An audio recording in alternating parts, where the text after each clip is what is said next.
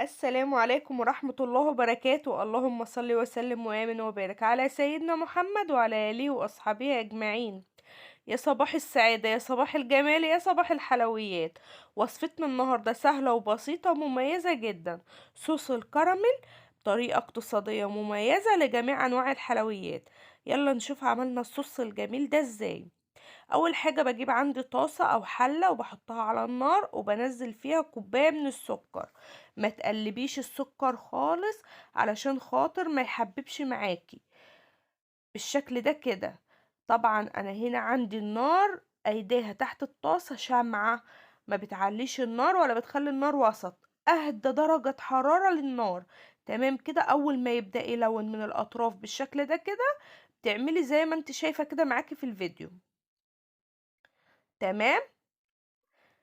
طبعا انا بعمل كده ليه؟ علشان خاطر الاطراف دي ما تتحرقش ويكون السكر معايا ما تحمرش. انا هنا بقلبه يعني علشان خاطر يسيح ويتكرمل. تمام كده يا بنات.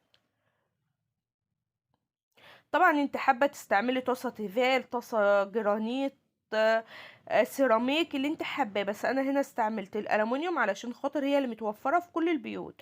بعد ما الكراميل وصل معايا اللون اللي انا عايزاه نزلت عليه على طول بمعلقه من الزبده. ما عندكيش زبده بتستعملي ايه؟ بتستعملي معلقه من السمنه البلدي. تمام كده.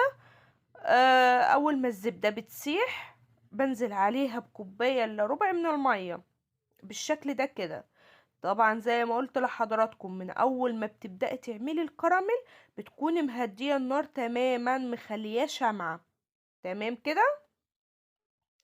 بدوب الكراميل بالشكل ده كده على نار هادية. طبعا بيكون حلو جدا وطبعا اقتصادي وموفر، وبتزيني بيه تورتات بقى، حلويات. هنعمل بيه مع بعض وصفة المدلعة. وصفة حلوة ولذيذة وجميلة جدا بنستعمله في وصفات كتير. بعد ما الكراميل او السكر ساح كده معانا، انا هنا طبعا كان معايا ربع كوبايه من الميه، ضفت عليها معلقه كبيره من النشا، يبقى اجمالي الميه اللي انا مستعملاها في الوصفه بتاعتنا كوبايه من الميه. تمام كده. طبعا اول ما بتضيفي النشا ايديكي في الطاسه علشان خاطر ما تتكتلش يا بنات. تقليب كده مستمر على نار هاديه جدا